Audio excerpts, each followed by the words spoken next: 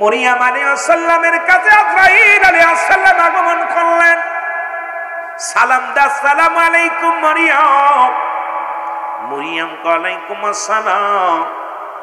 তোমারে তো এর আগে কোনোদিন দেখি না, এত বড় দানব। আর আজরাইল কত বড় দানব, আসমানে থাকে মাথা, জমিনে থাকে পা। সারা পৃথিবীর পানি যদি তার মাথায় ঢেলে দেওয়া হয়, এক ফোঁটা পানি জমিনের মধ্যে পড়বে না। এই দানব আজরাইল সবার জান কবজ করতে আসবে না, একমাত্র মুমিন মুত্তাকিনের ঈমানদারের জানটা বাইর করার জন্য জমিনের মধ্যে আগমন করবে। আর কাফের বেঈমান জাহান্নামীদের জান কবজ করার জন্য রব্বে কারীমের কাছে বলছে, আল্লাহ এই জাহান্নামীদের জান কবজ করার জন্য দুনিয়ার মধ্যে আমি আগমন করব না, শুধু শুধু একটা নজর ঢিলকি দিব রে, সঙ্গে সঙ্গে কলিজাটা ফেটে যাবে।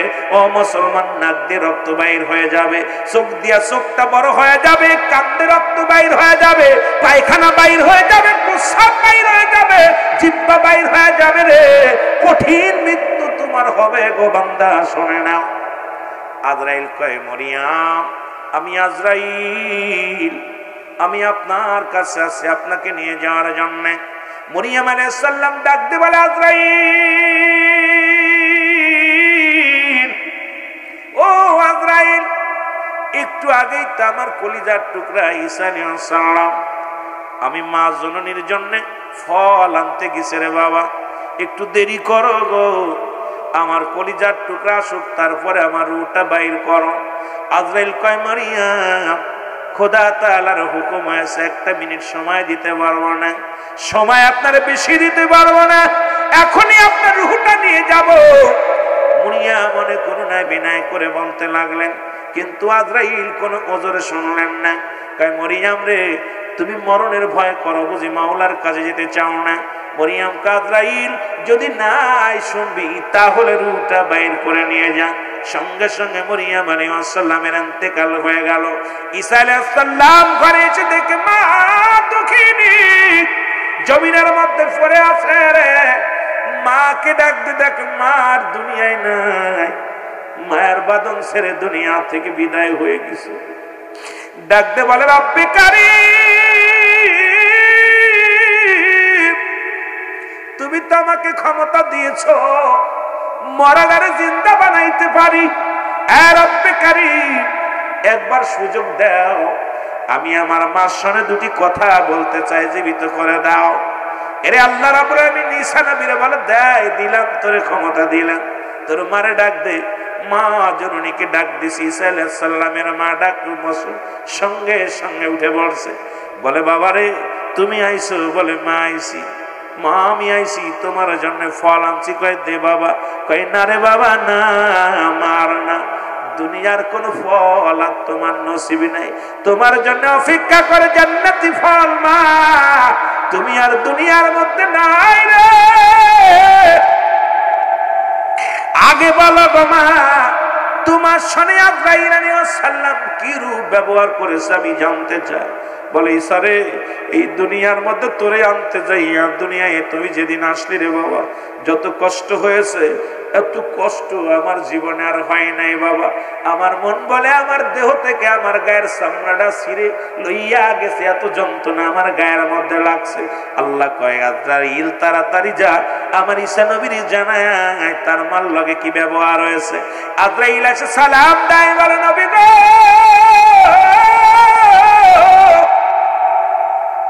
ও মায়ের নবী গো, আমি আপনার মায়ের রূহটা কেমনে বাইর করেছি শোনেন।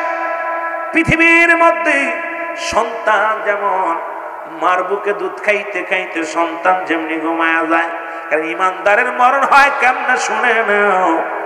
আটা গোলায় খামির বানায়, এর ভিতরে যদি একটা চুল পড়ে রে বাবা, টান্দে যেমন বাইর করলো না সে বাইর হয়ে যায়, ইমানদারের রূহটা ঠিক তেমনি বাইর হয়।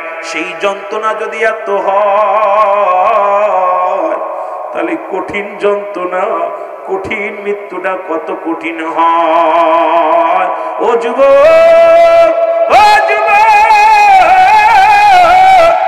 ডাকতে বলে, ঈসা নবীর বাড়ি আল্লাহ রাব্বুল আলামিন।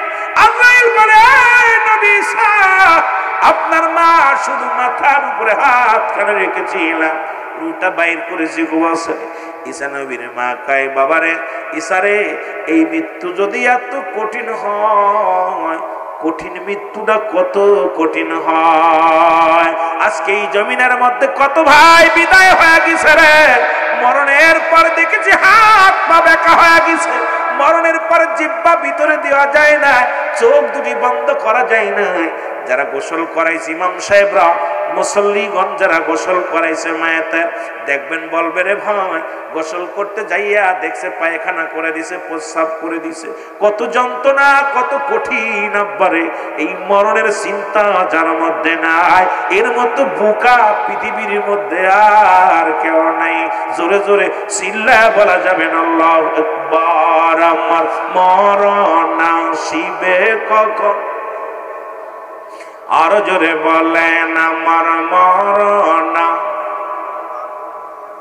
এই আমি চলে যাব, আমায় তোমরা ভুইলা যাইও না, আমি চলে যাব না, আমার মরণ আসিবে কখন কেউ তো জানি না, আমার মরণ। এ দুনিয়ার মুসলমান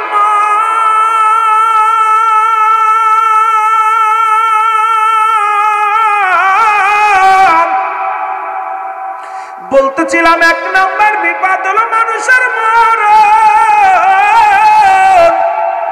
দুই নম্বর বিপদ হলো কবর।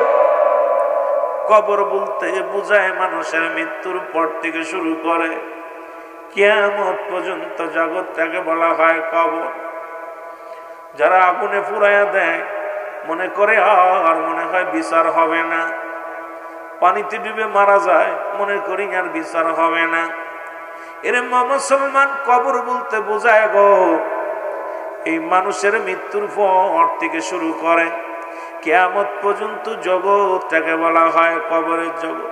ওরে মানুষ ইন্তেকালের পরে যখন আপনারা গোসল করাইয়া কাপনায়া রে জানাজার নামাজ আদায় করে যখন ওই 3.5 হাত একটা গর্তের মধ্যে রেখে দিবে রে বাবা, সঙ্গে সঙ্গে ওই কবরের মধ্যে একজন ফেরেশতা আসবে, তার নাম হলো নোমান ফেরেশতা। জোরে জোরে চিল্লায় বলা যাবে না আল্লাহ। আমরা জানি কবরের ভিতরে আসবে মুনকার নাকির। ও যুবক শোনো, মুনকার নাকির ফেরেশতা আসার আগে একজন ফেরেশতা কবরের ভিতরে আগে আসবে, যার নাম হলো নোমান ফেরেশতা। আসিয়া ডাকতে বলবে, এ আব্দুল মান্নান, আব্দুল মতিন, রুল আমিন সিদ্দিকী সাহেব, ওঠো, জলদি করে ওঠো। উঠায়া বান্দা দুটি কাগজ থাকবে মুসলমান নোমান ফেরেশতার হাতের মধ্যে, একখানা নেক আমল, একখানা বদ আমল। ডাকতে বলবে, বান্দা ওঠো। সঙ্গে সঙ্গে বান্দা উঠবে, কিন্তু অনুভব করতে পারবে না কোন দিকে ডান, কোন দিকে বাম, কোন দিক উপর, কোন দিকে নিচে রে বান্দা। এই জ্ঞান তার ভিতরে দেওয়া হবে না। যেমন স্বপ্নের মধ্যে দেখেন পুলিশে দাবড়ায়, সাপে কামড়ায়, মানুষে মারে, কত কিছু স্বপ্নের মধ্যে দেখেন, যেমন দৌড়ায়া দৌড়াইতেছেন, পথ পান না। ওই জগৎটা ঠিক এইরকম শুরু হয়ে যাবে রে বান্দা। এই বান্দা কুঠায় হাতের মধ্যে একটা কাগজ দিবে রে বান্দা, লেখো, কারণ যার যার আমল নামা তার লেখা লাগবে। আমরা মনে করি মুসলমানরা দুজন কারামুন কাতিবিন আপনার আমল নামা লিখে রাখছে, এইটা বুঝি আপনার মুসলমান গচ্ছিত রাখছে না রে বাজান, না। যার যার আমল নামা তার লেখা লাগবে। মুসলমান এই যে দুটো লেখে রাখছে, আপনার কফিটা দিবে হাতের মধ্যে, বান্দাই নাও 80 বছর 50 বছরে তুমি কাটাইলা, কি কি করলা নিজ হাতে লিখে দাও। ওদিন বলা যাবে না আমি টিপসই দিব, ওদিন বলা যাবে না আমি অশিক্ষিত লিখতে জানি না। ওদিন আপনার জবান দিয়া রে বান্দা না শব্দ বলার সুযোগ আসবে না। ভালো কাগজের কাগজটা হাতের মধ্যে নিয়ে বলবে, বান্দা লেখো। দেখবে রে কত তো নামাজ পড়েছিলাম, কত জায়গা দান ধ্যান করেছিলাম, কত মসজিদে দান করেছিলাম, মাদ্রাসায় দান করেছিলাম, মাহফিলে দান করেছিলাম। দুনিয়ার মধ্যে রে যুবক ভালো ভালো কর্ম করেছিলাম, নামাজ আদায় করেছিলাম, কোরআন তেলাওয়াত করেছিলাম, সৎ পথে আহ্বান করেছিলাম। বান্দা তখন এই হাতের মধ্যে নিয়ে অত্যন্ত খুশি হয়ে বলবে বান্দা, আরে আনন্দ পাবে। বান্দার বলবে ফেরেশতারা রে, আরে সুন্দর আমলগুলো আমার সামনে আনছো, লিখে দাও, তাড়াতাড়ি লিখে দাও। বলে আমি লিখবো কেমনে, আমার কাছে তো কলম নাই। এরে বান্দা, তোমার কাছে কলম নাই, শোনো, তোমার ডান হাতের শাহাদাত আঙ্গুল মোবারক প্রতিটা বান্দা বান্দির হবে কলম। জোরে জোরে চিল্লায় বলা যাবে না আল্লাহু আকবার। এই হাতে ঘুষ ধরিস না, এই হাতে সুদ ধরিস না, এই হাতে মুসলমান প্রতি তালায় টাকা দিস না, এই হাতটা নাই পথে আর খরচ করিস না। এই হাতটারে পবিত্র রাখ, পবিত্র রাখ। এই হাতের শাহাদাত আঙ্গুল মোবারক হবে কলম। বান্দা বলবে আমি কলম পাইলাম, কলমে তো কালি নাই। ডাক দে বল বান্দা, তোমার কালি হলো তোমার থুতু মোবারক, মুখের থুতু মোবারক। আমি আজকে আমার বাবারা এই সুখসরের বাজানদের হাতে ধরে বলে যায়, পায়ে ধরে বলে যায়, আজ থেকে আর গাজায় টান দিস না, আজ থেকে আর মদ খাস না, আজ থেকে আর এই গালের মধ্যে বিড়ি দিস না, এই গালের মধ্যে আজ থেকে বিড়ি বন্ধ কর, সিগারেট বন্ধ কর, জর্দা বন্ধ কর। মুখটারে পবিত্র রাখ, মুখ দিয়ে কাউকে গালি দিস না, মুখ দিয়ে কাউকে কষ্ট দিস না রে। ওরে কলমের কালি যদি নষ্ট হয়ে যায় রে, লেখা বন্ধ হয়ে যাবে। এই কলমের কালিগুলো সুন্দর রাখ। আল্লাহ রাব্বুল আলামিন তোমার মায়ের গর্ভে 10 মাস 10 দিন গর্ভে ধারণ করেছিল, কোনদিন একটু কুরক্ত তোমার গালে দেন নাই। নাবির সঙ্গে নাবিটা জুড়াইয়া দিয়েছে, কারণ এই মুখ দিয়ে আমার বান্দা আমার জিকির করবে, আমার নবীর দুরূদ পড়বে, কালেমা পড়বে মুসলমান। এই মুখ দিয়ে সত্যের আহ্বান করবে। সেই মুখটা দিয়ে আজকে কেমনে তুমি সিগারেটের মধ্যে টান মারো গো, এই মুখটা তুমি কেমনে গাদায় টান দাও, এই মুখটা দিয়া কেমনে তুমি আবা খাও, এই মুখ দিয়ে কেমনে তুমি গালি দাও। এই মুখটারে পবিত্র রাখলে বান্দা। এর মুসলমান গভীর মনোযোগ। রাসূল তো নিজেই বলেছে দুটি জিনিস যে ব্যক্তি হেফাজত করতে পারবে, রাসূলুল্লাহ তার হাত ধরে জান্নাতে নিবে। তার মধ্যে 1 নাম্বার হলো 2 গালের মধ্যবস্তু, 2 পায়ের মধ্যবস্তু। এই দুইটা যে ব্যক্তি কন্ট্রোল করতে পারবে, রাসূলুল্লাহ তার হাত ধরে জান্নাতে নিবে। আজকে আমরা এই জিহ্বাটারে কন্ট্রোল করতে পারি না, মুখটারে কন্ট্রোল করতে পারি না। ও যুবক, রব্বে কারীমের দরবারে কি জবাব দিবি রে? আল্লাহর দরবারে জবাব দেওয়া সম্ভব হবে না রে বাজানেরা, শুনে নাও। সঙ্গে সঙ্গে কালি পেয়ে যাবে। বান্দা বলবে আমি কালি পাইলাম, এখন কাগজ পাবো কই? মানুষের দেহের মধ্যে 3 টুকরা কাপড়ের কাপড় দেওয়া হয়, 5 টুকরা কাপড়ের কাপড় দেওয়া হয়। প্রথম কাপড়ের কাপড়খানা টান দিয়ে খুলে নিবে, বলবাম দেই না গো, এটা তোমার জন্য কাগজ। বান্দা সেকেন্ডের মধ্যে লেখা হয়ে যাবে, কম্পিউটারের মতো সেকেন্ডের মধ্যে লেখা হয়ে যাবে। হাত থেকে ছিনিয়ে নিবে, আর একটা কাপড়ের কাপড় খুলে টানতে বলবান দেই নাও, এটার মধ্যে তুমি লেখো। এবার দিবি বদ আমলটা, দেখবে কোথায় জিনা করেছেন, কোথায় মদ পান করেছেন, কোথায় কোন মহিলা নিয়ে গল্প করেছেন, কোথায় কোন মেয়ের সর্বনাশ করেছেন, কোথায় কোন ভাইয়ের সম্পদ নষ্ট করেছেন, কোথায় তুমি বিড়ি সিগারেট খাইলা, কোথায় সিনেমা দেখলা, কোথায় তুমি অন্যায় করলা। বান্দা সব কিছু তোমার সামনে হাজির হয়ে যাবে। বান্দা লিখতে যাবে না, বান্দা ডান দিক থেকে কবরে চাপ দিবে, ডান দিক থেকে বাম দিকে চাপ দিবে, ডান পাশের আড্ডিগুলো বাম দিকে চলে যাবে রে।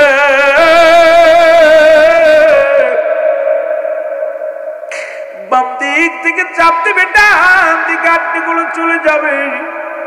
বান্দা কবরে আযাব হবে, কবরে আযাব। আমি আপনি বুঝতে পারি না।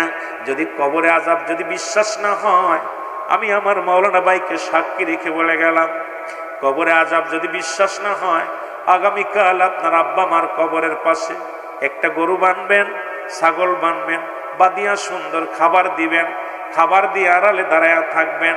দেখবেন ওই গরুটা রশি ছিঁড়াছিঁড়ি করবে, ওই ছাগলটা রশি ছিঁড়াছিঁড়ি করবে, টালুমালু তাকাইবে, চোখের পানিগুলো ছেড়ে দিবে। কারণ কবরে আযাব একমাত্র মানুষ এবং দানব ব্যতীত পৃথিবীর সব প্রাণী বুঝতে পারে গো। আজকে ওই কবর নামও জায়গা আমার আপনার চির বিদায় করে দিবে।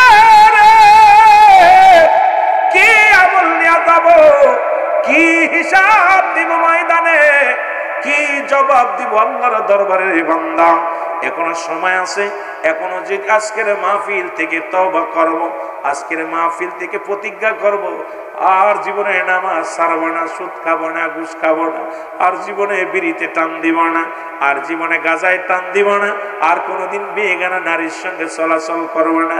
আরে মাহফিল দিয়ে আগের যুগের মানুষ বক্তারা যখন ওয়াজ করতো কত বেনামাজি নামাজি হতো, কত বেগানা মুসলমান বেপরদা নারী পর্দাশীলতা হতো, কত সুদখোর ঘুষখোর ঈমান আনতো। আর এখন প্রতিনিয়ত মাহফিল হয়, আমলের পরিবর্তন নাই। কারণটা কি রে ভাই? কারণ আমরা পাপ করতে করতে এমন একটা জায়গা পৌঁছে গেছি, অন্তর কাঁদে না, বক্তারও অন্তর কাঁদে না, শ্রোতারও অন্তর কাঁদে না। কারণ এখন দুনিয়ার বিজনেস শুরু করে দিয়েছি মাহফিলের ময়দান। আজকে আমার বক্তারা, আমার শ্রোতারা শুধু শুধু জেগে জেগে যদি কাটায়, যদি আমল না করি রে বান্দা, শোনা পর যদি ইবাদত না করি, রব্বে কারীমের দরবারে কি জবাব দিব? আমি আপনাদেরকে বলে যাই বাবা, এক একটা হাতুড়ি দিয়া চাপ দিবে, এ বান্দা কত জোরে চিৎকার মারবে রে। ওই নমান ফেরেশতার ওই আসল যখন লেখার সময় বান্দা যে কাকুতি মিনতি করে এত জোরে জোরে একটা চিৎকার দিবে, এই চিৎকার যদি দুনিয়ার মানুষ শুনতো, দুনিয়ার মানুষগুলো সব হাত পেল করে মারা যেত। এই দুনিয়ার ওই মেয়েদের, আপনার আব্বার, আপনার মার, আপনার বোনের, আপনার ভাই, ওই লাশখানার সাথে যে ব্যবহারটা হইব গো, ওইটা যদি আপনি জানতেন দুনিয়ার মধ্যে স্ট্রোক করে মারা যেতেন। কারণ আমার আপনার আপনজন যারা শুয়ে আছে সবাই তো দুয়ার ভিখারি। কারণ মানুষ যখন মারা যায়, সন্তান তার 7টা হক থাকে দুনিয়ার মধ্যে। এই 7টা হকের 1 নাম্বার হলো, নবীজি বলছে 7টা হক আদায় করতে হয়। তার মধ্যে 1 নাম্বার তাদের জন্য মুসলমান মাগফিরাত কামনা করতে হয়, 2 নাম্বার তাদের জন্য সবর রেশানি করতে হয় গো। আমার যুবক বন্ধুরা, তারা যে আর পৃথিবীর মধ্যে, এই পৃথিবীর মধ্যে বাবা মা যদি ওসিয়াত করে যায় তা পুরা করতে হয়। মুসলমান 4 নাম্বার হলো মা বাবার ঋণ পরিশোধ করতে হয়। মুসলমান শুনে নাও 5 নাম্বার, 6 নাম্বার হলো এ মুসলমান শুনে নাও তার আত্মীয় স্বজনের সঙ্গে ভালো ব্যবহার করতে হয়। 7 নাম্বার হলো তার সময় করে আব্বা মার কবরটা জিয়ারত করতে হয়। রাসূল বলছে 7টা হক প্রতিটা সন্তানের কাছে বাবা মার পায়।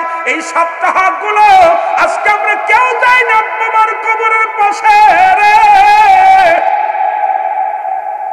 আব্বা মা কেমনে শুয়ে আছে রে? ওই কবরে কোনো সকাল আর বিকেল নাই, সকাল আর বিকেল নাই, রাত আর দিন না। ওই যে শুরু আছে রে, শেষ হবে কিয়ামতের আগে। আল্লাহ, ওই কবর হবে জীবনের শেষ ঘাঁটি। আল্লাহ আল্লাহ, ও আমার আল্লাহ, ওই কবরে যাওয়ার আগে আমাদের জীবনের গুনাহগুলো তুমি মাফ করে দিও। জোরে জোরে চিল্লায়া বলা যাবে না আল্লাহু আকবার। এ দুনিয়ার যুবক বন্ধুরা শুনে নাও গো, যে কথাগুলো আমি বলি লক্ষ্য করে শোনেন। যার যার আমল নামা যদি নিজ হাতে লেখা লাগে রে,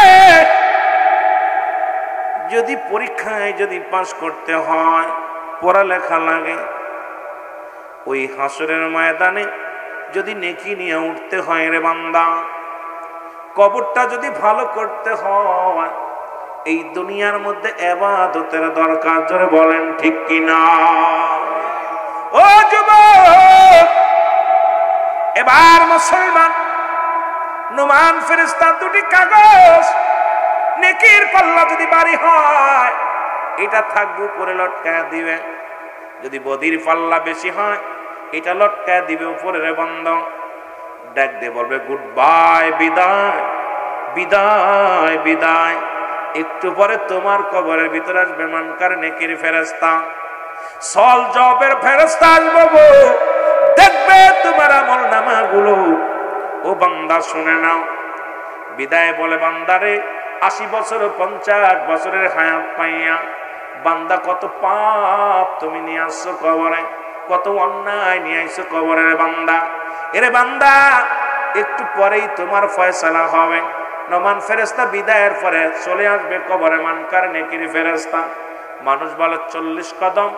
যখন বান্দা বান্দি যখন মায়াতকে শুয়াইয়া আপন জনেরা 40 কদম চলে যায়, সঙ্গে সঙ্গে মানকার নেকির ফেরেশতা কবরে আসে।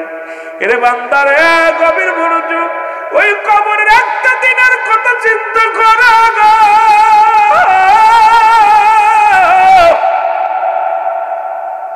ওই কবরে একটা ঘন্টার কথা চিন্তা করো রে, যেখানে আলো নাই, যেখানে বাতি নাই, যেখানে কোনো বন্ধু নাই, যেখানে কোনো বান্ধব নাই রে, যে ঘরে কোনো সাথী পাবি না, কোনো আলো বাতাস পাবি না।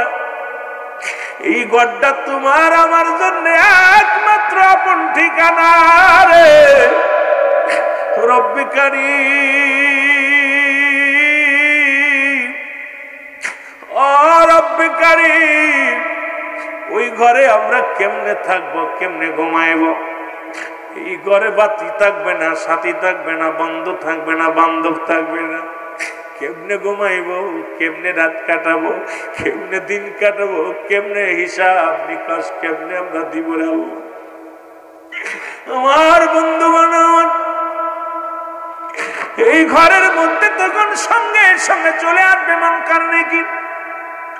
আয়া দেখবে আপনার আমল খানা বান্দারে নেক আমল যদি বেশি হয়, বান্দারে বলবে বান্দা ওই কিয়ামত পর্যন্ত জান্নাতের একটা দরজা খুলে দিবে। বান্দারে কিয়ামত পর্যন্ত জান্নাতের নিয়ামত গুলো পাইবি কবরে শুইয়া। কবরে শুইয়া সেই নিয়ামত গুলো ভোগ করবি। বান্দা যখন বদ আমল যখন বেশি হয়ে যাবে, জাহান্নামের অগ্নিকাণ্ড সব বিশ্ব তোর কবর পর্যন্ত আইব। এই কবর পর্যন্ত আইব রে বান্দা, গভীর মনোযোগ রে। ওই কবর কিন্তু ছাড়বে না, মালাকুল মউত ছাড়বে না রে। ও যুবক, বলতেছিলাম ওই 2 নাম্বার বিপদ হলো আমাদের কবর। এই কবর থেকে যদি রক্ষা না পায়, মরণ থেকে তো রক্ষা পাওয়ার সম্ভাবনায়, কবর থেকেও যদি রক্ষা না পায়, হাসরের ময়দানে কেমনে পার হব?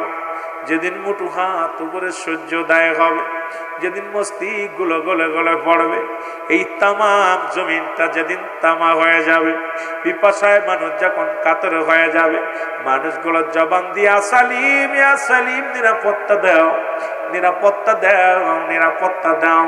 সেদিন যদি একটু শান্তির জন্য মানুষগুলো দৌড়াবে, কে দিবে তোরে শান্তি? একমাত্র শান্তি পাবে আমল করলে দুনিয়ার জিন্দেগি। যদি দুনিয়ার মধ্যে আমল হয়,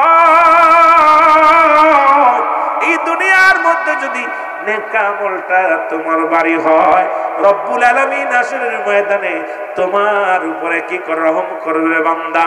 যেদিন পিতা পুত্র চিনবে না, ভাই ভাইরে চিনবে না, বন্ধু বন্ধুরে চিনবে না, একটা আমলের জন্য দৌড়ে যাবে। একটা আমল যেদিন কম পড়ে যাবে রে, এ যুবক গভীর মনোযোগ আমার বাবারা। আমার আব্দুল মতিন ভাই ডাক্তারের, তার ছেলে ডাক্তারের কাছে যায়, বলবে বাবা আমি তোর আব্বা ছিলাম, একটা নেকি কম হয়ে গেছে, আমারে দাও। ডাক্তার বলবে বাবা গো তুমি কে গো, তোমারে চিনি না। বিবিরে বলবে বিবিরে একটা নেকি আমারে দাও। বিবি বলবে আমি তোমারে চিনি না। ও আমার যুবক বন্ধুরা শুনে নাও, বোনকে বলবে বোন একটা নেকি দাও, বোন বলবে চিনি না। বন্ধুরে বলবে বন্ধু একটা নেকি দাও, একটা নেকি দাও, কেউ দিবে না, কেউ তোমারে চিনবে না। সেদিন তোমার ও মুসলমান অঙ্গ প্রত্যঙ্গ সাক্ষী দিবে গো। সেদিন মুসিবতের দিন হয়ে যাবে। কেমন হবে ওরে মুসলমানই মুসলমান, গভীর মনোযোগ। যেমন দাউদ আলাইহিস সালামের কাছে এসে এক জনক ব্যক্তির এসে বলে আল্লাহর নবী দাউদ, কিয়ামতের ভয় দেখাও, কিয়ামত কবে হবে, কিয়ামত সংঘটিত হলে কি হবে আমাদের একটু জানাও। দাউদ আলাইহিস সালাম বলে আমি আজকে বলবো না, আগামী শুক্রবারে মুসলমান শুনে নাও, আগামী শনিবারে আসবা। ওই শনিবারের দিন দাউদ আলাইহিস সালামের উম্মত গুলো ওদিন মুসলমান ইবাদত করত রে। মুসলমান শুনে নাও, দাউদ আলাইহিস সালাম আসলেন এমন সময় মুসলমান শুনে নাও, শুনে নাও। এর দাউদ আলাইহিস সালাম বলে আগামী শনিবারে আসলে গো তোমাদেরকে আমি দেখাইবো কিয়ামতের ময়দান কেমন হবে, হাসরের ময়দান কেমন হবে, হাসরের ময়দানে কেমন ভয়াবহতা হবে আমি তোমাদের জানাইয়া দিব। ও মুসলমান শুনে নাও। এরপরে একজন ব্যক্তি আসিয়া নালিশ দিলেন, আল্লাহর নবী দাউদ, ও আল্লাহর নবী দাউদ শুনে নাও, আমি আমার একটা শখের গরু ছিল, সেই গরুটা হারায়া গেছে। এই গরুটা আমি বড় শখের গরু, স্বর্ণ রূপা দিয়া তারে সাজায় রাখছি। এই গরুটা হারায়া গেছে, আমার গরুটার সন্ধানে আমি আসছি। এই গরুটা যদি খোঁজ নিতে পারো তাহলে তোমার আমি উপযুক্ত পুরস্কার দিব নবী দাউদ। দাউদ আলাইহিস সালাম বলে ঠিক আছে, তুমি অপেক্ষায় থাকো, আসবে। মুসলমান শুনে নাও। এই গরুর সন্ধানের লোক লাগায়া দিলেন। এদিকে মুসলমান ওই জামানায় একজন আল্লাহর পাগল, একজন আশিকে রাসূল, একজন আল্লাহ রাব্বুল আলামিনের প্রতি তার তাওয়াক্কুল ছিল। এই দুনিয়ার মধ্যে একটা সন্তান নিয়া স্বামী তার মারা গেছে গো, সন্তানকে নিয়া গাছতলা বাস করে, সারাদিন ভরে ইবাদত বন্দেগী করে, দিনের মধ্যে রোজা রাখে, রাত্র হলে মুসলমান তাওরাত কিতাব পড়ে, এত সুন্দর ইবাদত বন্দেগী করে, আর ওই গাছে দুইটা আনার ফল ধরে, এই ফল দুটি খায় আর রোজা রাখে আর আল্লাহর বন্দেগী করে। আমার যুবক বন্ধুরা শুনে না কথাগুলো, আসরের ময়দানের কথাগুলো বলতে যাইয়া একটু কথা আমি বলে আসি, খেয়াল করবেন যুবকেরা। এ আমার বাবারা, আমার বন্ধুরা, আমার হঠাৎ মুসলমান একদিন, ও যুবক বন্ধুরা শোনো, মাকে ডাকতে বলে ছেলে, মাগো আর কত আনার খাবো, কারণ ভালো লাগে না এই আনারে এক জিনিস খায় জীবন যাপন করতে ভালো লাগে না, মাগো অন্য কিছু খাইতে মনে চায়। আমার আল্লাহ রাব্বুল আলামিন আনার দুইটা ছিনিয়ে নিলেন। সকালবেলা ঘুম থেকে উঠে দেখে আনার গাছে নাই। এইরকম আর একদিন, দুদিন, 3 দিন পর্যন্ত আনারে নাই। হঠাৎ 3 দিন না খেয়ে আছে, মা সন্তান দুজনে অনাহারে আছে। রব্বে কারিমের গোলাম, রব্বে কারিম ওই গরুটা পাঠা দিছে রে। গরুটাইয়া মহিলার বাড়ির সামনে দাঁড়ায় আছে। ঘুম থেকে উঠে দেখে আনার গাছের গোড়ে গরু দাঁড়ায় আছে। গরুটার জবান খুলে গেছে। গরু ডাক দে কয়, বালক, ও বালক, তোমরা অনাহারে আছো, তোমরা আমার জবাই করো, জবাই করি আমার গোশত তোমরা কাবাব বানায়া খাও।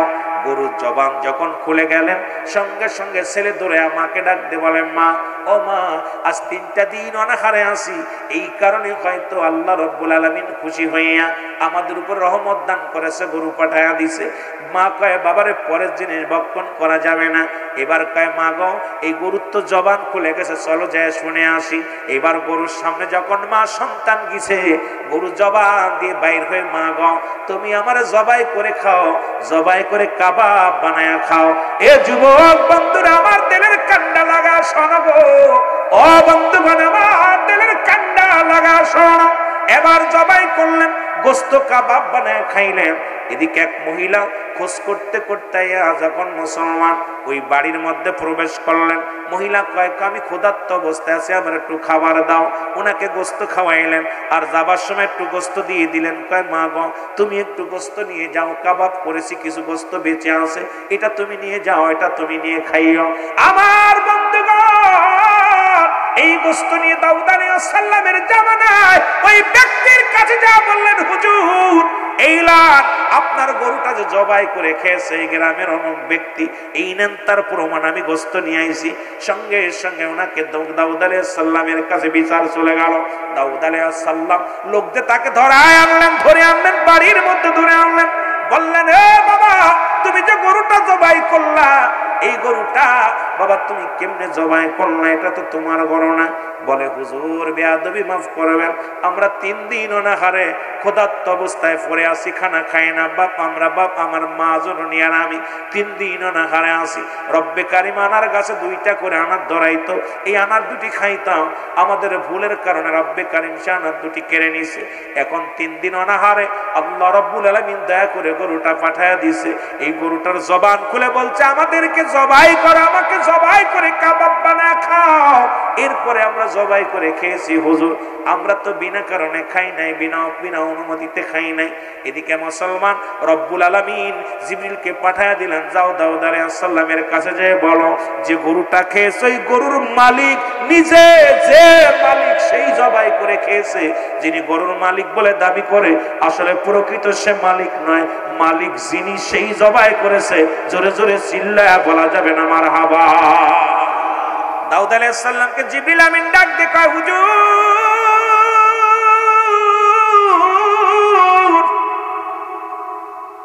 আপনি ওর জবানটা বন্ধ করা দেন, শুধু রব্বে কারীমকে হুকুম দেন ওর যেন জবান বন্ধ হয়ে যায়। সঙ্গে সঙ্গে মহাজনের জবান বন্ধ হয়ে গেছে। এবার মুসলমান শুনে নাও, দাউদ আলাইহিস সালাম বলেন, আল্লাহ ওই মহাজনের তুমি জবানটা বন্ধ করে দাও, অঙ্গ প্রত্যঙ্গ চালু করে দাও। সঙ্গে সঙ্গে মুসলমান শুনে নাও, অসংখ্য ইহুদি ও অসংখ্য বনি ইসরাইলের লোকেরা রে দাউদ আলাইহিস সালামের সামনে দাঁড়ানো। দাউদ আলাইহিস সালাম ডাক দিয়ে কয়, কিয়ামতের ময়দান যারা দেখতে চেয়েছিল ওই হাসরের ময়দান কেমনে বিচার করবে আমার আল্লাহ? তোমরা শুনতে চেয়েছিলে, দেখতে চেয়েছিলে, তোমরা আসো, এখন কিয়ামতের ওই আসল ঘটনা আমি দেখাইব। এবার বনি ইসরাইলের লোকজন কাতার বন্দী হয়ে হাজার হাজার মানুষ দাঁড়া আছে রে, কিয়ামতের ময়দান কেমনে হবে দাউদ আলাইহিস সালাম দেখাইবে।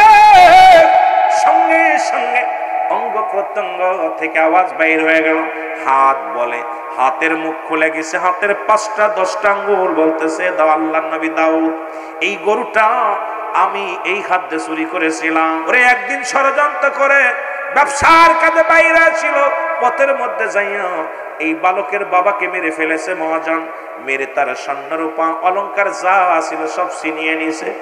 আর আমার এই হাত দিয়ে গরুটার ছিনে আনছে, এই গরুটার মালিক হলো এই ছেলে।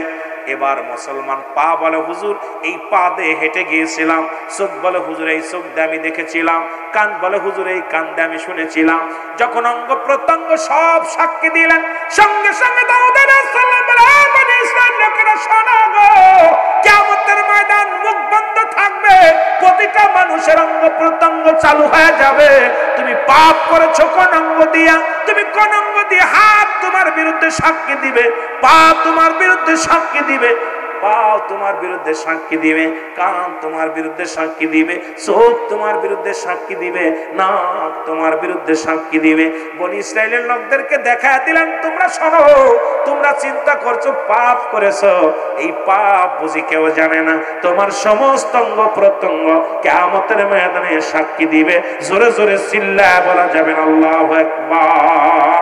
আল্লাহ রে ডাক রে বান্দা, আল্লাহ রে ডাক তোরা, আল্লাহ রে ডাক রে বান্দা। ওরে ডাকার মতো ডাকলে পারে, ডাকার মতো ডাকলে পারে, গুনাহ পাবি মাপ। আল্লাহ রে ডাক রে বান্দা, আল্লাহ রে ডাক তোরা, আল্লাহ রে ডাক রে বান্দা। এ দুনিয়ার মুসলমান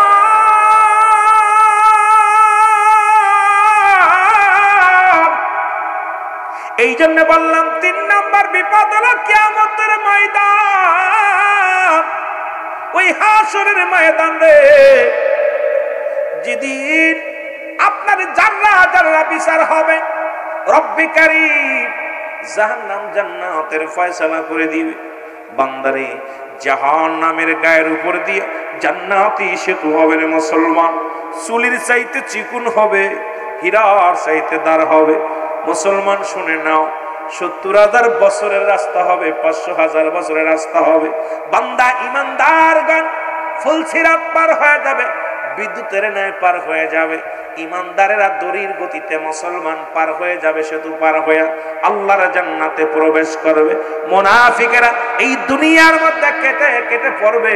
আজকে মুনাফিক তো মুসলমানদের মধ্যে সাল্লাল্লাহু মিনান নাস, মানুষের মধ্যে মায়া কুলুতারা বলবে আমান্না তার ঈমান আনছে, বিল্লাহি আল্লাহর প্রতি অবিলম্ব কেনাতের প্রতি বিশ্বাস স্থাপন করছে। আমা হুম বিমুমিনিন, আল্লাহ বলে হাবিব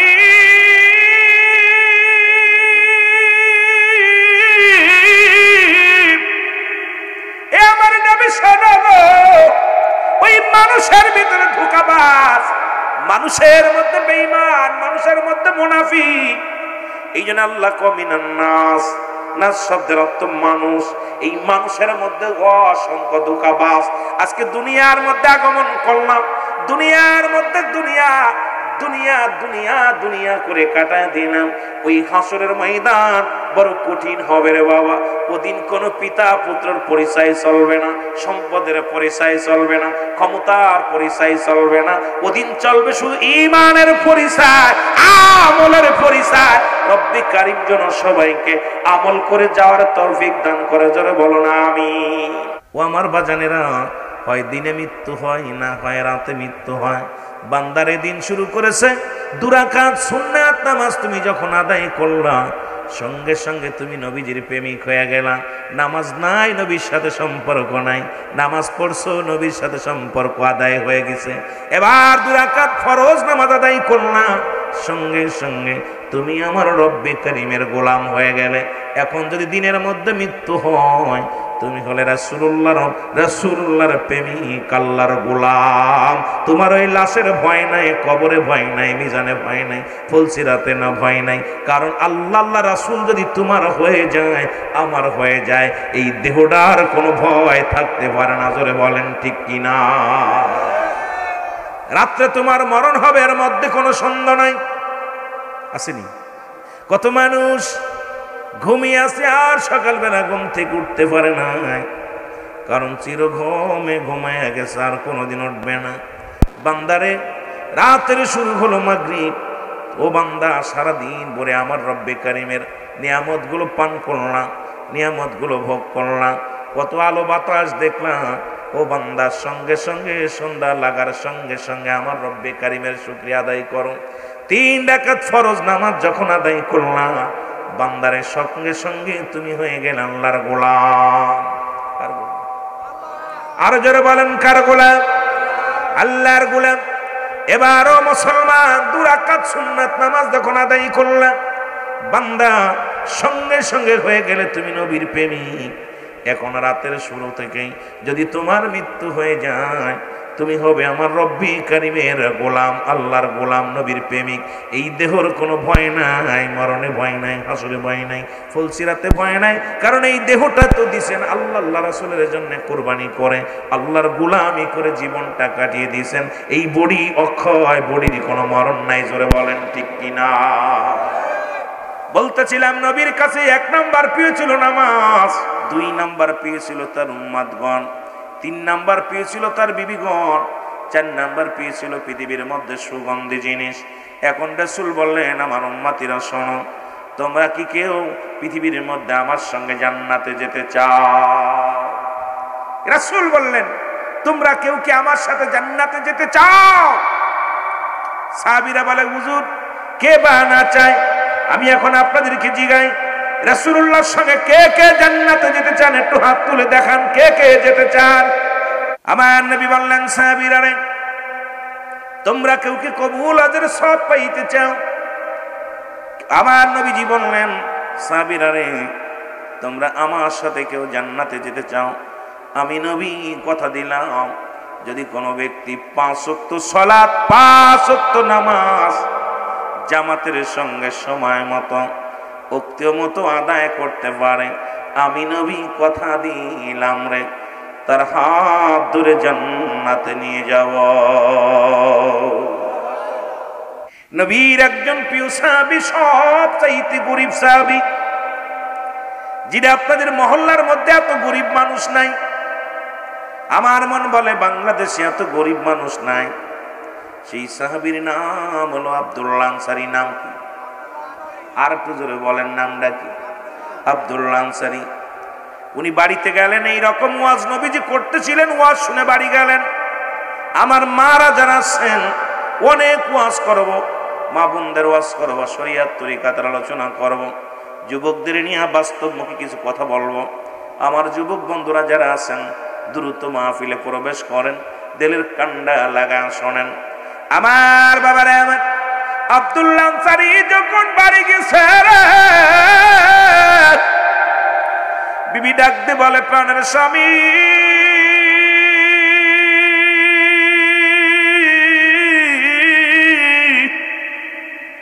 আমার রাসূলুল্লাহ কি ওয়াজ করছে আমারে বলেন। আব্দুল্লাহ আনসারী ডাকতে বলে, বিবি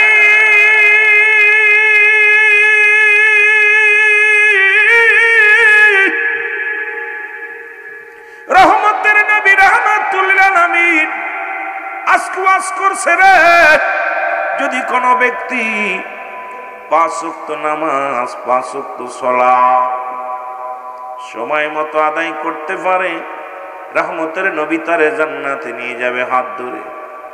বিবি ডাকতে বলে, প্রাণের স্বামী, জীবনে আপনার কাছে দামি কাপড় চাই না, জীবনে আপনার কাছে কোনোদিন দামি পোশাক চাই না, দামি খাবার চাই না।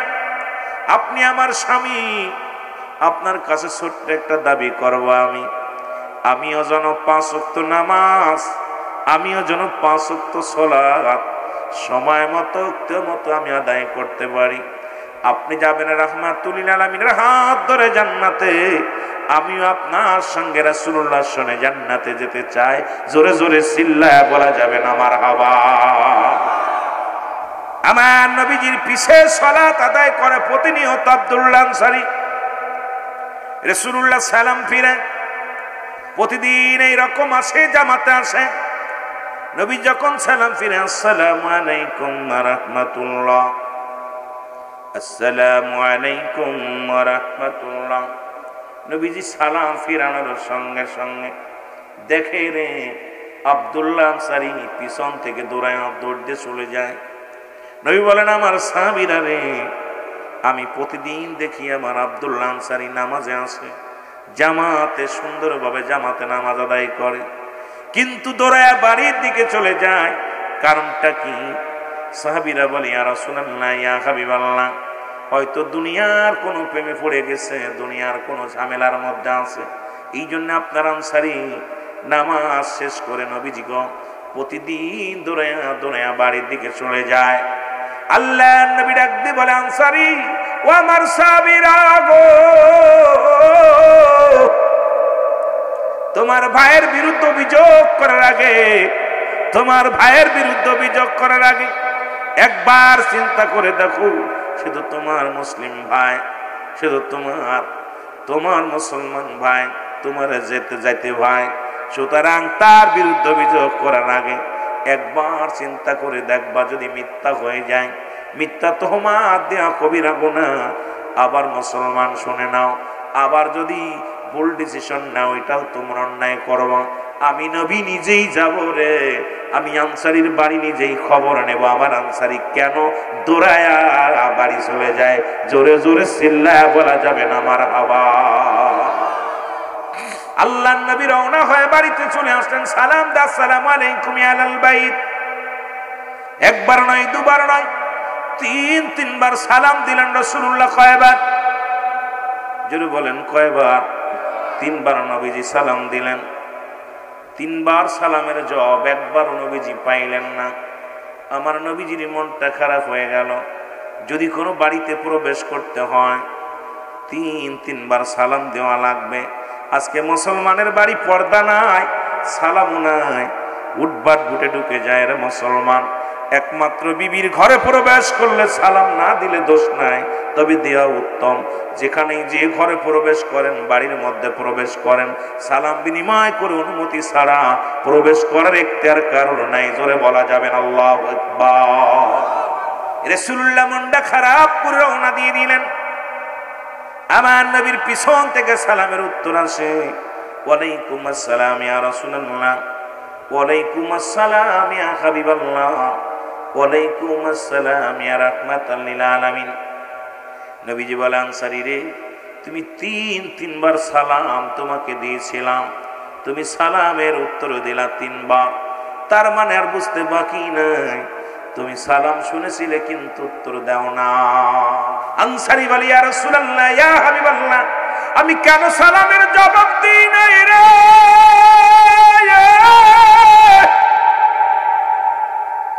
আমি আপনারে কেমনে বুঝাইব নবী গো? যদি একটু কষ্ট করে আমার বাড়িতে যাইতেন নবী গো, তাহলে আমি কেন সালামের জবাব দিই নাই? সব উত্তরগুলো আমি দিতে পারতাম। বলেন আনসারীরে চলো, সঙ্গে সঙ্গে রওনা হয়ে গেলেন নবীজি আমার। আনসারীর বাড়িতে যখন গেলেন, আনসারী দরজাটা খুলে দিলেন, সঙ্গে সঙ্গে দেখতে পাইলেন ভিতরে বিশাল একটা গর্ত খোঁড়া। নবীজি বলেন আনসারী রে, তোমার ঘরের ভিতরে এত বড় গর্ত কেন, এত বড় গর্ত কেন বলো? বলে ইয়া রাসূলুল্লাহ, ইয়া হাবিবাল্লাহ, যখন আপনি আমাকে সালাম দিয়েছিলেন তখন আমি আনসারী এই গর্তের মধ্যে উলঙ্গ অবস্থায় বসেছিলাম, গায়ের মধ্যে কোনো পোশাক ছিল না, এই কারণে আপনার সালামের জবাব আমি নিতে পারি নাই। আল্লাহর নবী বলেন আনসারী কি বলতে চাও? বলে ইয়া রাসূলুল্লাহ, ইয়া হাবিবাল্লাহ, আপনি যেদিন বলেছিলেন কোন ব্যক্তি যখন 5 ওয়াক্ত সালাত, 5 ওয়াক্ত নামাজ জামাতের সঙ্গে আদায় করবেন, সময় মতো আদায় করবে, আপনি তার হাত ধরে জান্নাতে নিবেন। ইয়া রাসূলুল্লাহ, ইয়া হাবিবাল্লাহ, এই ওয়াজটা আমি বাড়ি এসে আমার বিবিরে জানাই। আমার বিবি আমার হাতটা ধরে বলে স্বামী রে, আপনি আমল করে জান্নাতে যাবেন, আমাকে লয়ে যাবেন। আমাদের স্বামী স্ত্রী মিলে মাত্র একটা কাপড়। ইয়া রাসূলুল্লাহ, ইয়া হাবিবাল্লাহ, নবী গো, যখন মসজিদে আজান পড়ে যায় আমার বিবি উলঙ্গ অবস্থায় গর্তের মধ্যে বয়া থাকে। আমি নামাজ শেষ করে বাড়িতে আসি, আমি যখন গর্তের মধ্যে প্রবেশ করি কাপড়টা খুলে দিই, আমার বিবি এই কাপড়টা পরে নামাজে দাঁড়ায় যায়। ইয়া রাসূলুল্লাহ, ইয়া হাবিবাল্লাহ, যখন আপনি আমারে সালাম দিয়েছিলেন তখন আমার বিবি নামাজগত অবস্থায় ছিল আর আমি কাপড়বিহীন ওই গর্তের মধ্যে বসেছিলাম। আল্লাহর নবী চোখের পানি ছেড়ে ডাকতে বলে আনসারী রে, আয় রে,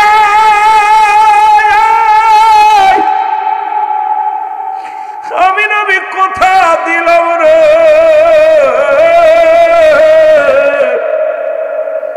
আমি নবী কথা দিলাম রে, ইয়াউমাল কিয়ামতের ময়দানের আনসারী, তোমরা স্বামী স্ত্রী এক কাপড়ে নামাজ আদায় করেছো, আমি নবী ওয়াদা করলাম ইয়াউমাল কিয়ামতের ময়দানে আমি তোমাদের হাত ধরে জান্নাতে নিয়ে যাব। আমি আজকে এই পাবনার মানুষদের বলি, সাতিয়া থানার মানুষদের বলি, এ যুবক, আমার বাবারা, আমার এই সুখচর যুব সমাজকে আমি বলতে চাই, বাজানেরা শুনে নাও, এই জমিনের মধ্যে এমন কোন গরিব নাই যার এক টুকরা কাপড় আছে, যিনি বাড়ি বাড়ি ভিক্ষা চেয়ে খায়, যিনি বাড়িতে বাড়িতে মানুষের দ্বারে দ্বারে যায়, এই মানুষটারও 2-4টা পোশাক আছে। সুতরাং নামাজের বিচার যদি আমার রব্বে কারিম করে আমরা প্রত্যেকেই ধরা পড়ে যাব। জোরে বলেন ঠিক কিনা? সুতরাং রব্বে কারিমের এই আমার রব্বে কারিমের হুকুম তালিম করার জন্য বান্দা তোমার এই পৃথিবীর মধ্যে পাঠাইলো। ও বান্দা, তুমি কেমনে নাফরমানি করো, ও বান্দা তুমি কেমনে অন্যায় করো, ও বান্দা তুমি কেমনে ভুলে গেলা সেই রব্বে কারিমের বিধান, ও বান্দা তুমি কেমনে ভুলে গেলে, তুমি কেমনে ঘুষ খাও, কেমনে সুদ খাও, কেমনে জিনা করো, কেমনে ব্যভিচার করো। ও বান্দা, তোমার জন্য আমার রব্বে কারিম একটা জায়গা প্রস্তুতি রাখছে। বান্দারে খুব কষ্ট করে আমার আল্লাহ বলেন, বান্দা আমার বিধান যারা না মানবে, আমার হুকুম যারা না মানবে, আমার কথা মতো না চলবে, আমার বিধান না মেনে যারা চলবে, তাদের জন্য আমি আল্লাহ রেখে দিলাম বিসমিল্লাহির রাহমানির রাহিম,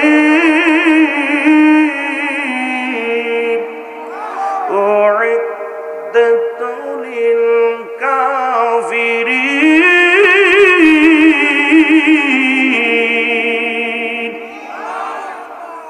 অস্বীকারকারী মুনাফিকদের জন্য আমি আল্লাহ প্রস্তুতি করে রাখছি 7টা জাহান্নাম। জাহান্নামে 3 শ্রেণী আলেম যাবে বিনা হিসেবে। নাম্বার 1, যে ব্যক্তি ইলম অর্জন করছে শুধু অন্যকে পরাজয় করার জন্য, যে ব্যক্তি ইলম অর্জন করেছে অন্যকে ধরার জন্য, সে ঈমানের জন্য না, আমলের জন্য না। এই ইলম অর্জন করছে শুধু তার চর্চাই হলো কাকে ধরা যায়, কাকে মারা যায়, কাকে ঘায়েল করা যায়, এই জন্য ইলম অর্জন করছে। নাম্বার 2, ইলম অর্জন করছে দুনিয়ার ধন সম্পদ অর্জন করার জন্য, রব্বে কারিম এদেরকে জাহান্নামে ছুঁড়ে মারবে।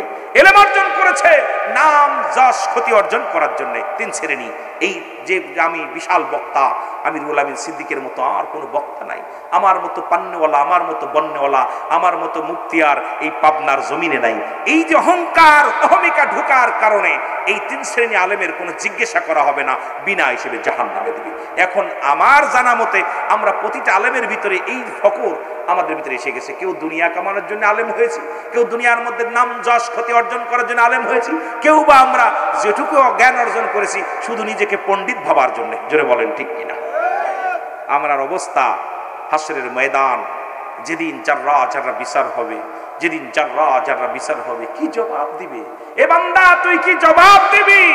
রব্বে করিমের কাছে জবাব দিতে পারবি না। রব্বে করিম যখন জিগাইবে, ও বান্দা তোরে দুনিয়ায় পাঠাইলাম, সুন্দর চক্ষু দিলাম, হাত দিলাম, পা দিলাম, বান্দা তোকে জ্ঞান শক্তি দিলাম, আকল দিলাম, বুদ্ধি দিলাম, এটা দ্বারা তুই কোন পথে ব্যয় করেছিস? বান্দা কি জবাব দেবেন? জবাব দিতে পারবো না। এই জন্য আমার আপনার প্রতিনিয়ত সেই রব্বে করিমের গোলামি করার দরকার আছে কিনা? আরো জোরে বলেন আছে কিনা? এ জীবন জীবন নয়, এমন একটা জীবন আসবে রে যে দেশে গেলে মানুষের বিচার হয়, যে দেশে গেলে মানুষের হিসাব হয়, যে দেশে গেলে মানুষ আর কোনোদিন ফিরে আসে না। মানুষের 3টা বিপদ। কয়টা বিপদ? নাম্বার 1 হলো মানুষের মরণ, নাম্বার 2 হলো কবরের মুসলমান, নাম্বার 3 হলো কিয়ামতের ময়দান। 3টা বিপদ। এক নাম্বার বিপদ হলো মানুষের মরণ। এই মরণের কথা বলতে গেলে কষ্ট হয়। কত মানুষ সড়ক দুর্ঘটনায় মারা যায়, কত মানুষ গমের ঘরে মারা যায়, কত মানুষ নামাজগত অবস্থায় মারা যায়, কত মানুষ খানা খাইতে যে মারা যায়।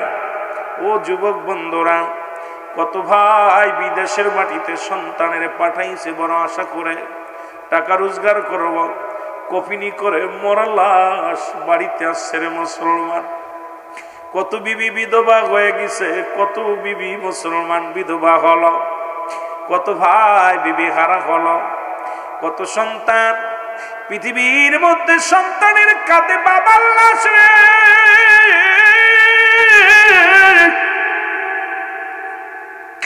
বাবার কাঁধে সন্তানের লাশ, সন্তানের কাঁধে বাবার লাশ। পৃথিবীর মধ্যে আসার একটা সিরিয়াল আছে, যাওয়ার কোন সিরিয়াল নাই।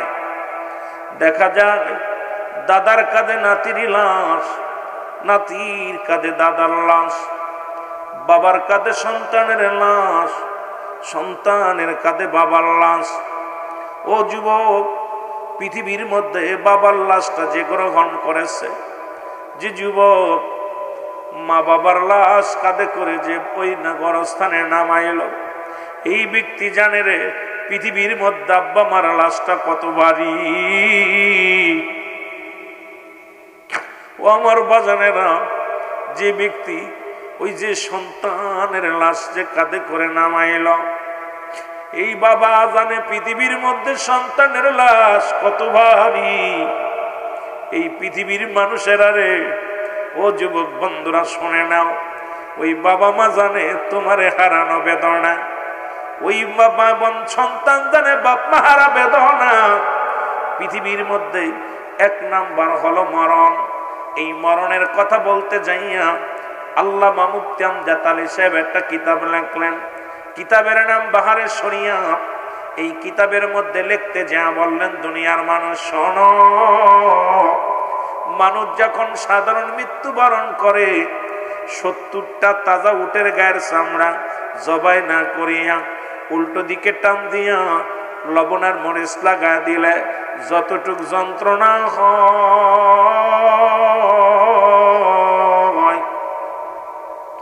এর চাইতে 70 গুণ যন্ত্রণা হলো একটা সাধারণ মৃত্যু।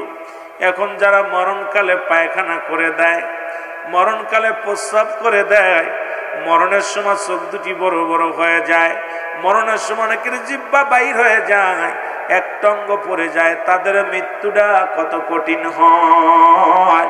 ওরে দুনিয়ার মুসলমান,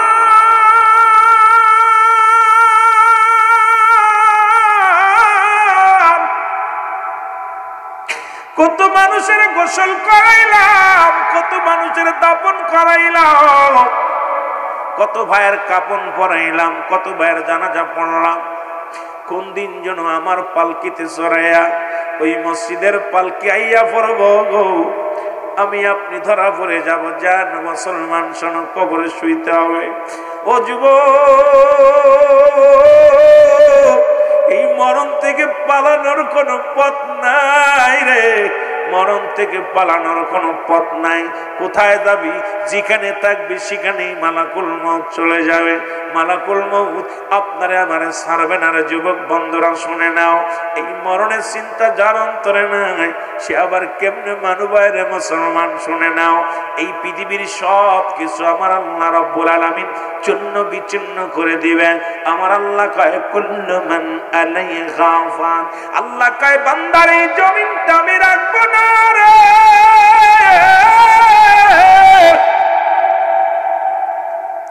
এই জমিনের মধ্যে যত মাটি আছে রে, সব মাটিগুলো আমি আল্লাহ পুড়ায়া তামা বানায়া দিব।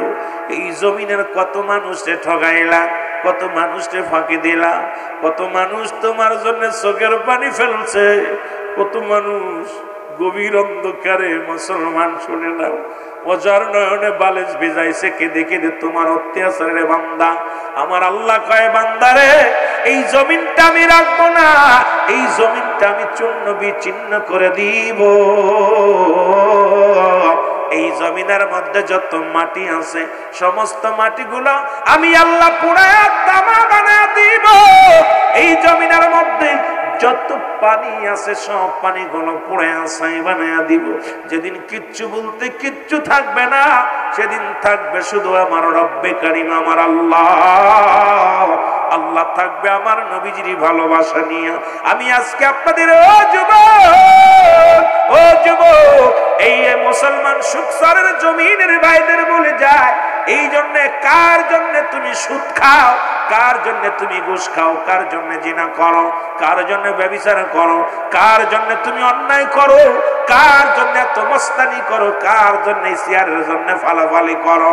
আরে মুসলমান, এই পৃথিবীর সব কিছু চূর্ণ বিচ্ছিন্ন করে দিবে আমার আল্লাহ। এ দুনিয়ার মুসলমান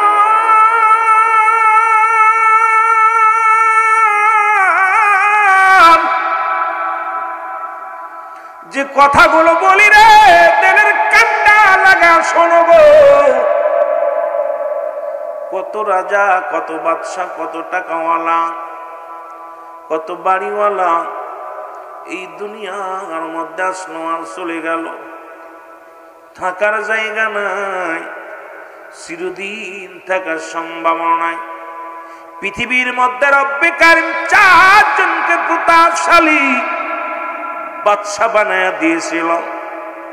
মুসলমানদের মধ্যে দুজন, কাফেরদের মধ্যে দুজন। মুসলমানদের মধ্যে দুজন, একজনের নাম হলো মুসলমান পয়গম্বর সুলাইমান। রব্বে কারিম তার পৃথিবীর মধ্যে বিশাল ক্ষমতার বাহাদুরি দান করেছিল। এই পৃথিবীর মধ্যে অর্থ সম্পদ দিয়েছিল রব্বে কারিম।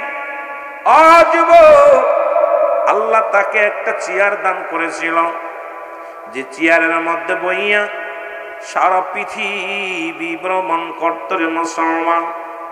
এই পয়গম্বর সুলাইমান, লক্ষ্য করবেন আলোচনা বাবা কই থেকে কই যায়, আলোচনা খেয়াল করে শুনবেন।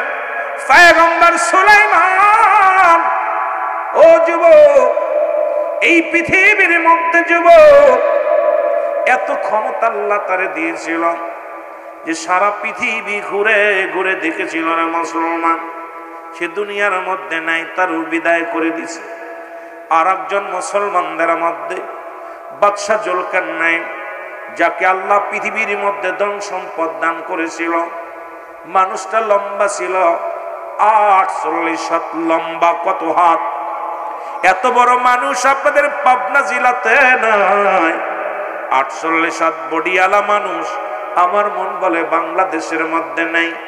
এই বডিখানায় তার 48 হাত লম্বা। আল্লাহ তাকে একটা মুজিজার ঘোড়া দান করেছিল রে। এই ঘোড়াটা দিয়া অল পৃথিবী দুইবার ভ্রমণ করেছে, ঘুইরা ঘুইরা দেখার জন্য রব্বে কারীম এই ঘোড়াটা যখন একটা কদম ফেলাইতো, একটা পা ফেলা আর একটা পা ফেলাইতো, একটা কদম থেকে আর একটা কদমের দূরত্ব ছিল 12,000 মাইল। বলা যাবে না আমার হাওয়া। এই 12,000 মাইল অতিক্রম করতে এক একটা কদমের।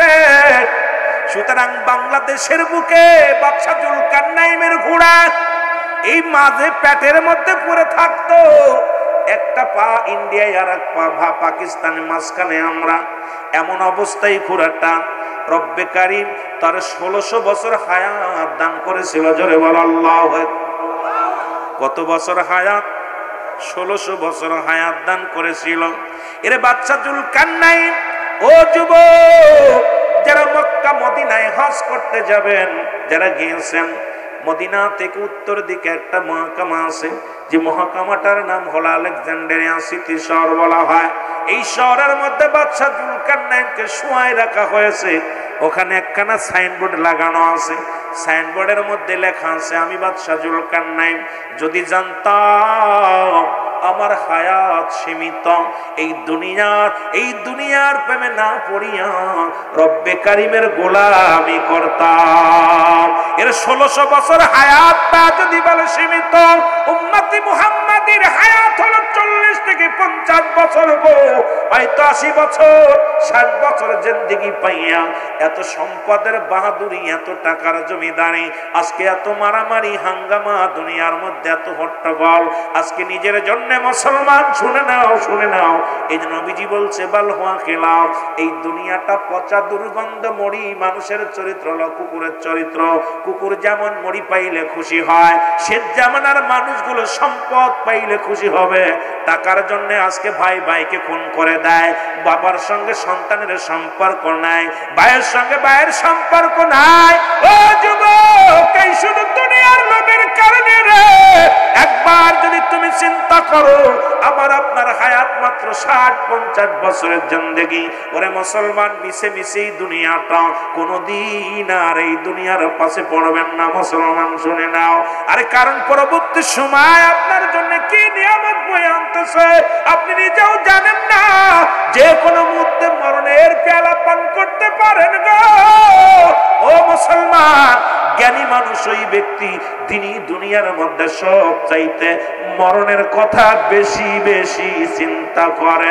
জোরে জোরে চিল্লা বলা যাবে না আল্লাহু আকবার।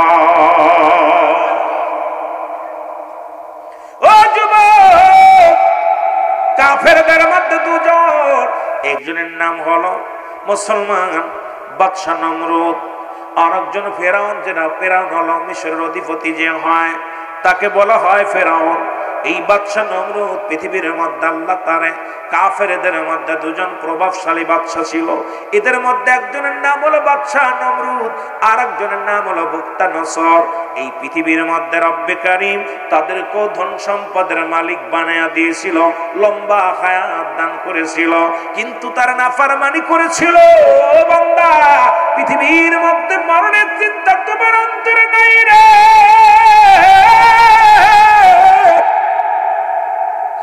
এই মরণের চিন্তা যদি তোমার অন্তরে আসতো, কোনদিন কাউকে ঠগাইতে পারত না, কোনদিন কাউকে ধোঁকা দিতে পারত না, কোনদিন জিনা ব্যভিচার করতে পারত না, কোনদিন তুমি অন্যায় পথে পা বাড়াইতে পারত না। কারণ তোমার ভিতরে, অন্তরের ভিতরে তোমার মরণের চিন্তা নাই। এই মরণের চিন্তা নাই। ও বাজার, কেন তোমাদের ভিতরে চিন্তা হয় না? এই মরণ যে একদিন আসবে রে, এর মধ্যে কোন সন্দেহ নাই। জোরে জোরে চিল্লা বলা যাবে না আল্লাহু আকবার।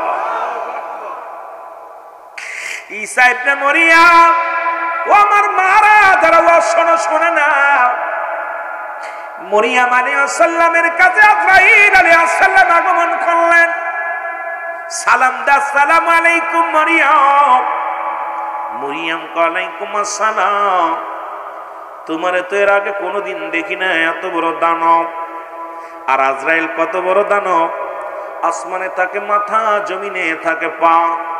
সারা পৃথিবীর পানি যদি তার মাথায় ঢেলে দেওয়া হয়, এক ফোঁটা পানি জমিনের মধ্যে পড়বে না। এই দানব আজরাইল সবার জান কবজ করতে আসবে না, একমাত্র মুমিন মুত্তাকিনের ঈমানদারের জানটা বাইর করার জন্য জমিনের মধ্যে আগমন করবে।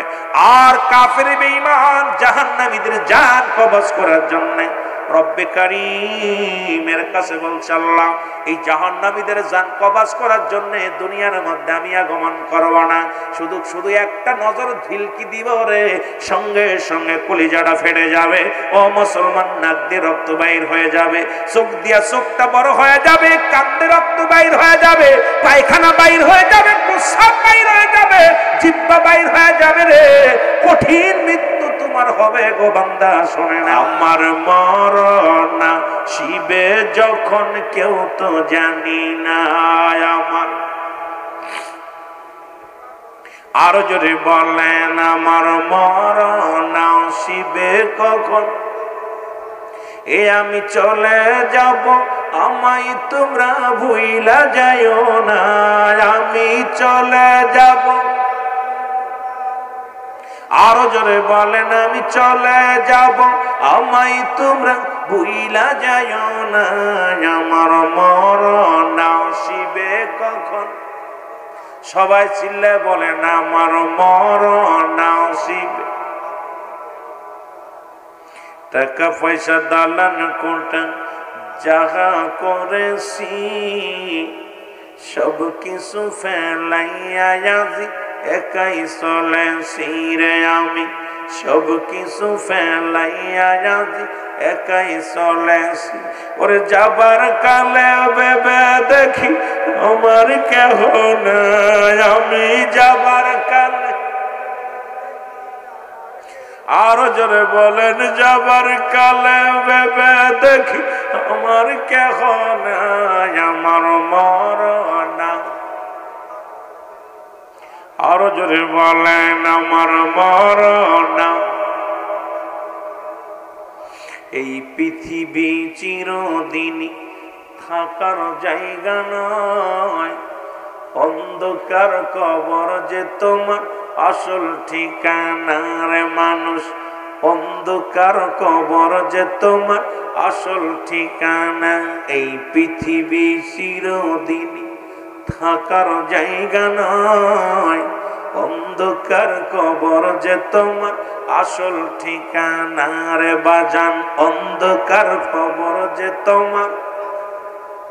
এই আমি চলে যাব, আমায় তোমরা ভুইলা যাইও না, আমি চলে যাব না, আমার মরণ আসিবে কখন কেউ তো জানি না, আমার